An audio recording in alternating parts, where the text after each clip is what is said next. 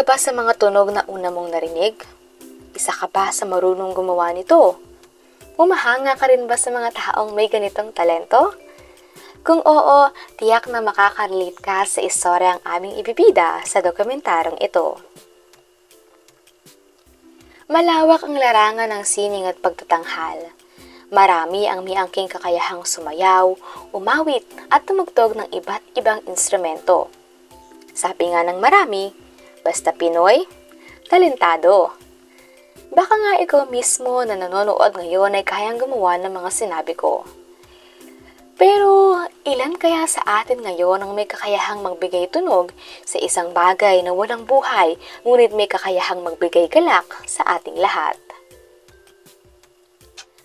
Ventriloquism ang tawag sa isang pagtatanghal na kung saan ang boses ng isang tao ay ginagamit o pinapagamit sa isang bagay upang bigyan ng sariling karakter at katauhan ang tinatawag na puppet o dummy.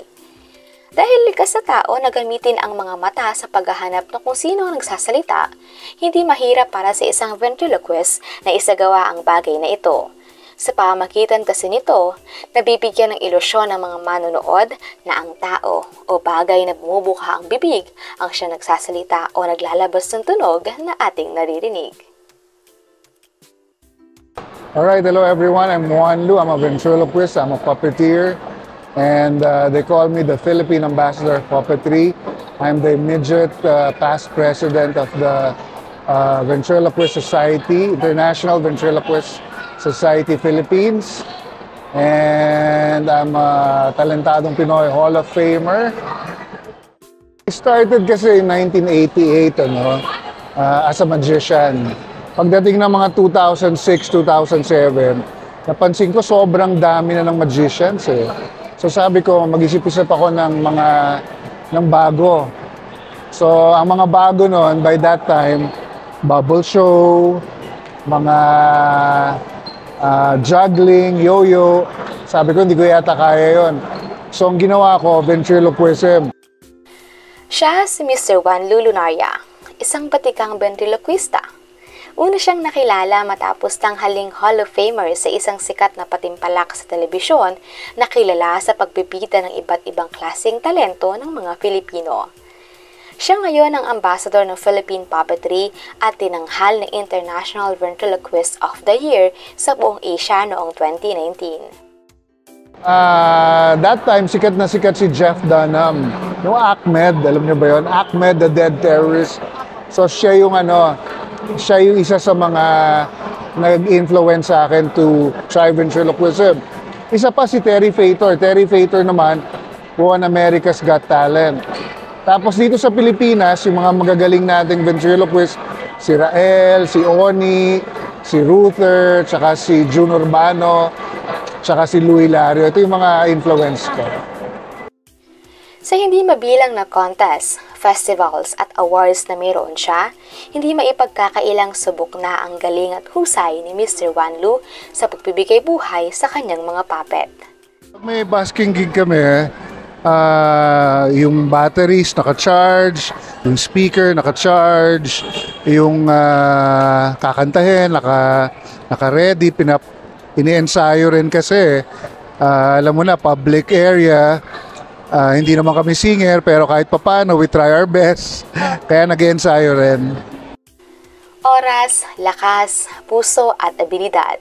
Ito ang sinisiguradong na ibibigay ni Mr. Juan Lu sa bawat events na meron siya dahil para sa kanya, ang ventriloquism ay hindi lang isang pagtatanghal.